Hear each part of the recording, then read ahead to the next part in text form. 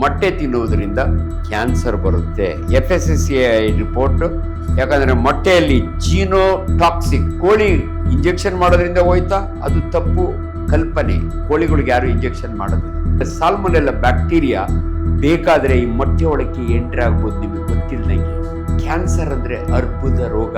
ಇದುವರೆಗೂ ನಾವು ಬಹಳ ಜನ ಕೇಳಿದ್ದೀವಿ, ಸ್ಮೋಕ್ ಮಾಡಬೇಡಿ, ಕ್ಯಾನ್ಸರ್ ಬರುತ್ತೆ, ನಿಕೋಟಿನ್ ಈಸ್ ಕಾರ್ಸಿನೋಜೆನಿಕ್.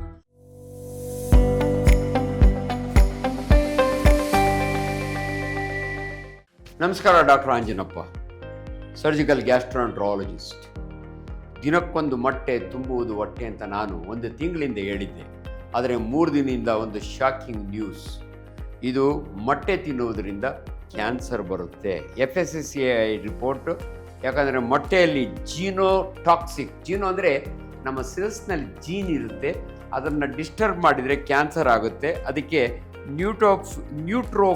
ನೈಟ್ರೋಫ್ಯೂರಿನ್, ನೈಟ್ರೋಅಮೈಡೋಝೋನ್ ಇವೆರಡನ್ನೂ ಕೂಡ ಡಿಟೆಕ್ಟ್ ಆಗಿದೆ. ಯಾವುದು ಒಂದು ಬ್ಯಾಚ್ ಆಫ್ ಎಗ್, ಆ ಎಗ್ನಲ್ಲಿ ಡಿಟೆಕ್ಟ್ ಆಗಿದೆ ಅಂತ ಒಂದು ದೊಡ್ಡ ನ್ಯೂಸ್ ಆಗಿ ಜನಗಳಿಗೆಲ್ಲ ಆತಂಕ ಆಗ್ತಾ ಇದೆ. ನಾನು ಒಂದು ಮಾತು ಹೇಳ್ತೀನಿ, ಇಂಥ ಸುದ್ದಿಗಳು ಮೆಡಿಕಲ್ ಕಾಲೇಜಲ್ಲಿ ಸೆಮಿನಾರಿಗೆ ಮಾತ್ರ ಇರಬೇಕು. ಜನಸಾಮಾನ್ಯರ ಮಧ್ಯೆ ಇಂಥ ಸುದ್ದಿ ಬಿಟ್ಟಾಗ ಅದು ನಿಜವೋ ಸತ್ಯವೋ ಇಲ್ಲವೋ ಬಹಳ ಹೆದರಿಕೆ ಬರುತ್ತೆ. ಅದರಿಂದ ನಾನೊಬ್ಬ ಜವಾಬ್ದಾರಿಯ ಡಾಕ್ಟರಾಗಿ ನಿಮ್ಮೊಂದು ಮಾತು ಹೇಳ್ತೀನಿ. ಅದು ನಾನು ಕರ್ನಾಟಕ ಕ್ಯಾನ್ಸರ್ ಸೊಸೈಟಿಯ ಚೇರ್ಮನ್ ಇದ್ದೀನಿ. ಕ್ಯಾನ್ಸರ್ ಅಂದರೆ ಅರ್ಬುದ ರೋಗ. ಇದುವರೆಗೂ ನಾವು ಬಹಳ ಜನ ಕೇಳಿದ್ದೀವಿ, ಸ್ಮೋಕ್ ಮಾಡಬೇಡಿ, ಕ್ಯಾನ್ಸರ್ ಬರುತ್ತೆ, nicotine is carcinogenic. And ultimately ನಾನು ಇನ್ನೊಂದು ಮಾತು ಹೇಳಿದ್ದೀನಿ, ಏನರಿಂದ ಕ್ಯಾನ್ಸರ್ ಬರುತ್ತೆ ಅದನ್ನು ನಾವು ಕಾರ್ಸಿನೋಜೆನ್ ಅಂತೀವಿ. ಇವಾಗ ಅಲರ್ಜನ್ನಿಂದ ಅಲರ್ಜಿ ಹೆಂಗೆ ಬರುತ್ತೋ, ಕಾರ್ಸಿನೋಜನ್ನಿಂದ ಕ್ಯಾನ್ಸರ್ ಬರುತ್ತೆ. ಯಾವ ಈ ಕಾರ್ಸಿನೋಜನ್ಸ್ ಅಂದರೆ anything under the sun including the sun is a carcinogen ಅಂತೀವಿ ನಾವು. ಅನೇಕ ಕೆಮಿಕಲ್ಸ್ ಇದ್ದಾವೆ, ಅವು ಕಾರ್ಸಿನೋಜನ್ಸ್ ಅಂತೀವಿ.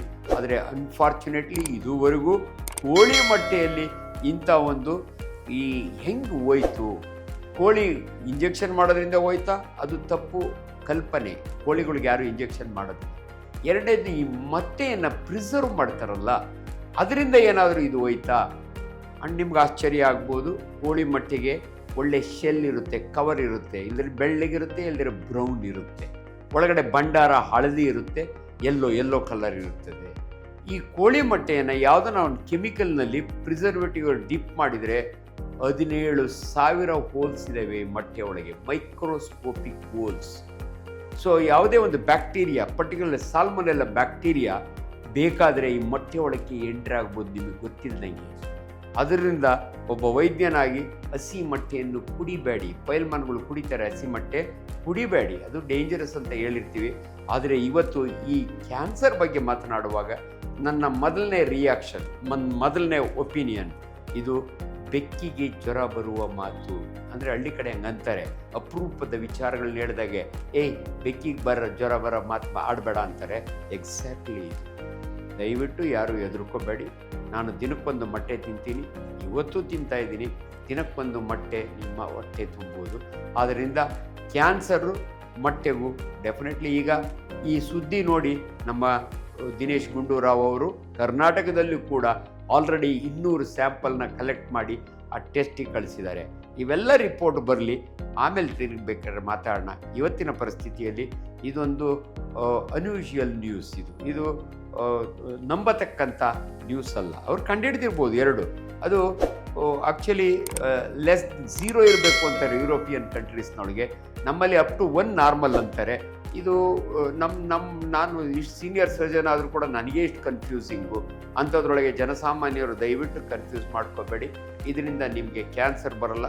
ದಯವಿಟ್ಟು ನಿಮ್ಮ ಮಕ್ಕಳಿಗೆ ದಿನಕ್ಕೊಂದು ಮೊಟ್ಟೆ. ಇದಾದ ನಂತರ ನಾನು ಹೇಳ್ತೀನಿ ಏನೆಲ್ಲ ಅಡ್ವಾಂಟೇಜಸ್ ಇದ್ದಾವೆ ನೀವು ಮೊಟ್ಟೆ ತಿನ್ನೋದ್ರಿಂದ ಅನ್ನೋದನ್ನು, ಈ ಮಾತನ್ನು ನಿಲ್ಲಿಸಿ ನಂತರ ಮಾತಾಡ್ತೀನಿ. ನಮಸ್ಕಾರ. ಲೇಟೆಸ್ಟ್ ಹಾಗೂ ಇಂಟ್ರೆಸ್ಟಿಂಗ್ ಸುದ್ದಿಗಳಿಗಾಗಿ ಬಾಸ್ ಟಿವಿ ಕನ್ನಡ ಚಾನೆಲ್ನ ಸಬ್ಸ್ಕ್ರೈಬ್ ಮಾಡಿ. ಹಾಗೆಯೇ ಬೆಲ್ ಐಕಾನ್ ಪ್ರೆಸ್ ಮಾಡಿ. ಇದರ ಜೊತೆಗೆ ಫೇಸ್ಬುಕ್, ಇನ್ಸ್ಟಾಗ್ರಾಮ್, ಎಕ್ಸ್ನಲ್ಲೂ ಮಿಸ್ ಮಾಡದೆ ಫಾಲೋ ಮಾಡಿ.